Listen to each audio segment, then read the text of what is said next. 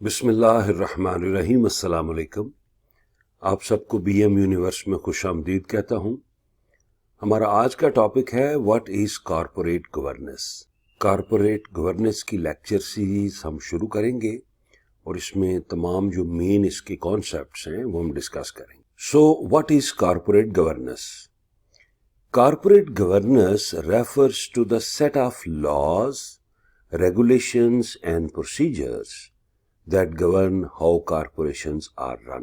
इससे हमें ये पता चलता है कि कोई भी ऑर्गेनाइजेशन जिसको हम ऑपरेट करना चाहते हैं या उसको फंक्शनल करना चाहते हैं तो उसके लिए हमें set of laws, regulations, procedures define करने पड़ेंगे ताकि उनको सामने रखते हुए ऑर्गेनाइजेशन अपने डिसीजन करे और जो ऑर्गेनाइजेशनल ऑब्जेक्टिव्स हैं वो अचीव करे। फर्दरमोर, जब भी हम ऑर्गेनाइजेशन की बात करेंगे या कॉरपोरेट गवर्नेंस की बात करेंगे तो हम एक फ्रेमवर्क का जिक्र करेंगे जो कि कॉरपोरेट गवर्नेंस के पैरामीटर्स के मुताबिक डेवलप होगा और जिसको यूज करते हुए हम अपने ऑब्जेक्टिव्स अचीव करते हैं। अब ये फ्रेमवर्क कौन डेवलप करेगा, यहां पे ये क्वेश्चन है।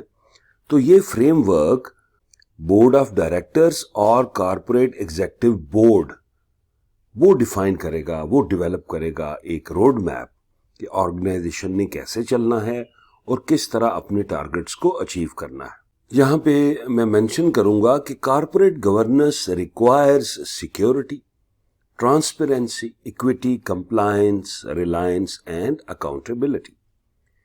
तो जितने मैंने ये पॉइंट्स इधर हाईलाइट किए, तमाम पॉइंट्स गुड कॉरपोरेट गवर्नेंस को प्रेजेंट करते हैं।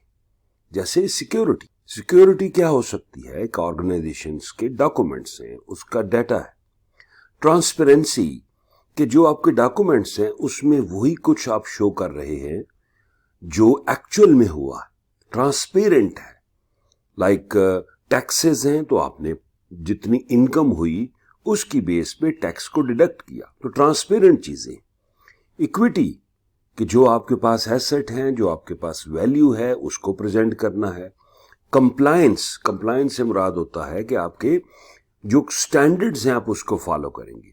अब कॉरपोरेट गवर्नेंस के भी स्टैंडर्ड्स हैं, हम कह सकते हैं क्वालिटी स्टैंडर्ड्स भी हैं, many other standards are available, और reliance and accountability, और all the time corporate governance के जो system हैं वो available हैं for accountability. Importance of corporate governance, ये अहम क्यों है? किसी भी ऑर्गेनाइजेशन की जो प्रॉपर फंक्शनिंग है विदाउट कॉरपोरेट गवर्नेंस सिस्टम के नहीं हो सकती।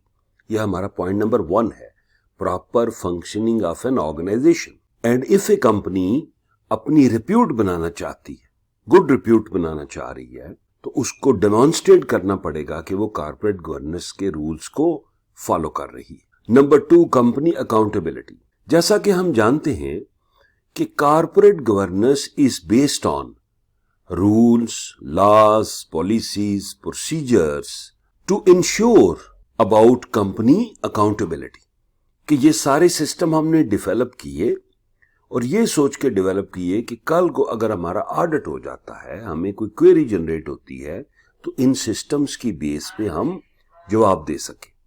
मोर ओवर, जब आपने जो फ्रेमवर्क है कॉरपोरेट गवर्नेंस का उसको प्रॉपर तरीके से इंप्लीमेंट किया है, तो इट मीन्स कि आपने तमाम जो मैनेजमेंट के डिसिप्लिन्स हैं उनको आपने इधर अलाइन कर लिया है। यहां पे शेयर होल्डर की बात करना भी बहुत जरूरी है। शेयर होल्डर कंपनी के जो मेंबर्स ऑफ बोर्ड हैं उनको सिलेक्ट करेंगे, वो फंड करेंगे कंपनी ऑपरेशंस में और रिटर्न ऑन इन्वेस्टमेंट की तरफ देखेंगे। Number 3, companies integrity, overall direction, risk management and success planning. अच्छा, ये क्या चीजें हैं? Good governance always ensures that a company's integrity, direction, risk management and succession planning are well drafted and are aligned. और यही चीजें बायस बनेंगी किसका? ट्रस्ट का। किसका? शेयर होल्डर के ट्रस्ट का। کیونکہ شیئر ہولڈر انویسٹ کرے گا.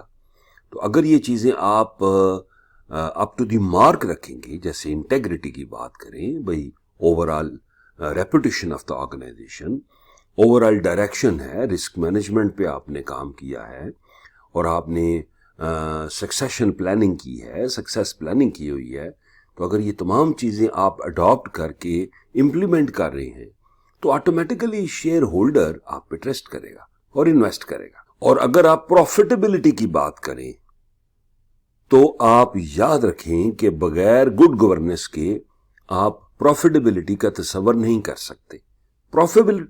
پروفیٹیبلٹی اسی وقت ہوتی ہے جب ہماری گورننس گڈ گورننس کی فارم میں چل رہی ہے. On the other hand if we talk about bad corporate governance تو اس کے نیگیٹو کانسیکوینسز ہو سکتے ہیں.